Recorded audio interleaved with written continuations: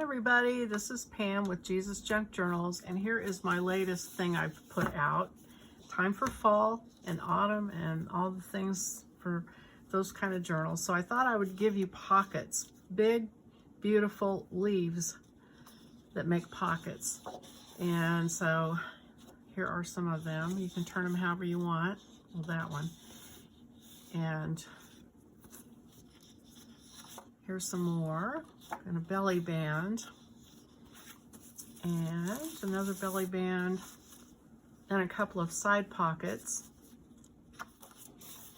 and then some big acorn pockets that you can either use at the bottom like that, or you can put them at the top.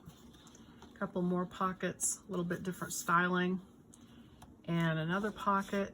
This is so pretty. I just thought, man, I've got to give them a whole page of this pattern so they can cut it up and use it in their journal. Isn't that pretty? And that's a vintage fabric pattern or wallpaper pattern. I'm not sure which, but I just love that. And then the page full of Bible scriptures and little sayings. Pray without ceasing. He is for you.